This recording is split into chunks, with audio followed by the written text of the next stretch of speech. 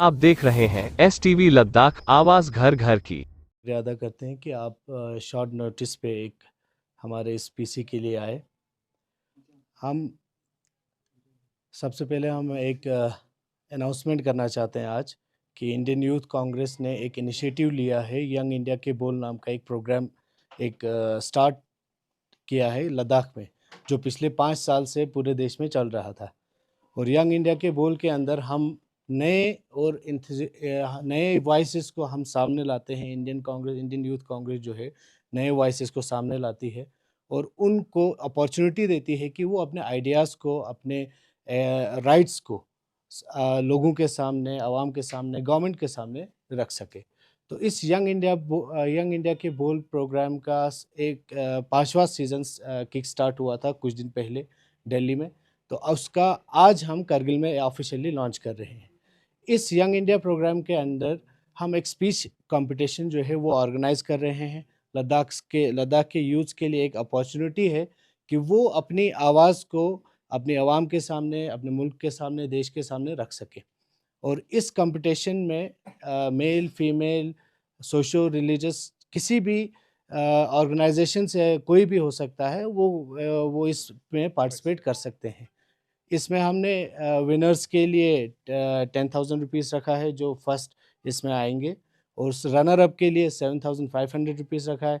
और best female speaker, महिलाओं के लिए बेस्ट फीमेल स्पीकर के लिए भी एक अपॉर्चुनिटी है। बेस्ट फीमेल स्पीकर के लिए भी कैश प्राइज़ रखा गया है 7,500 के लिए। तो इसमें जो भी शॉर्ट लिस्ट होगा वो हमारे फिर नेशनल कंपटीशन के लिए जाएगा। नेशनल में भी पूरा ऑल ओवर इंडिया में ये प्रोग्राम लॉन्च हुआ है, तो हर स्टेट में लॉन्च हुआ है। तो हर स्टेट में एक लास्ट में नेशनल लेवल पे एक कंपटीशन होगा। वहाँ पे ओवरऑल इंडिया से जितने भी स्पीकर्स आए हैं उनके उनके साथ कंपटीशन होगा। वहाँ पे हमारा एक नेशनल प्रोग्राम होगा। वहाँ भी अपॉर्चुनिटी मिलेगी यहाँ के यूथ्स को कि वो अपने आइडियाज़ नेशनल लेवल पे, नेशनल प्लेटफॉर्म पे डिबेट कर सकें। तो ये एक बहुत बड़ी अपॉर्चुनिटी है यहाँ के यूथ्स के लिए कि वो अपनी आवाज़ को उठाएं, अपनी आवाज़ को लोगों तक पहुँचाएं, अपने प्रॉब्लम्स को, लद्दाख के प्रॉब्लम्स को स्पेशली वो हिंदुस्तान के लोगों को बताएं। तो ये लद्दाख में हो रहा है, लेह कारगिल दोनों जगह पे होगा। और पार्टिसिपेंट जो है लेह डिस्ट्रिक्ट, कारगिल डिस्ट्रिक्ट, दोनों डिस्ट्रिक्ट्स के पार्टिसिपेंट के लिए हम इनवाइट करते हैं। तो सबसे पहले ये लॉन्च करते हैं।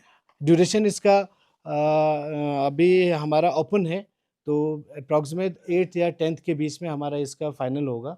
अभी रजिस्ट्रेशन शुरू हैं। रजिस्ट्रेशंस आप हमारे ऑनलाइन प्लेटफॉर्म के थ्रू कर सकते हैं।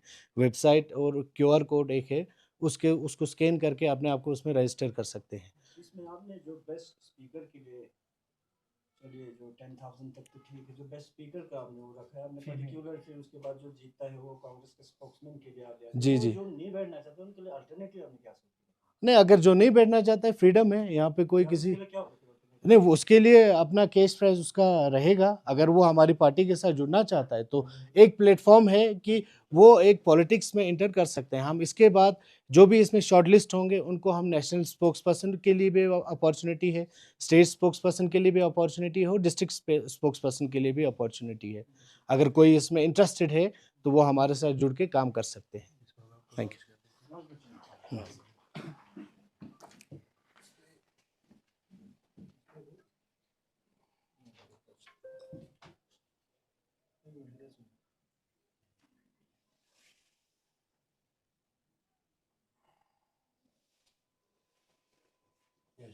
ओके।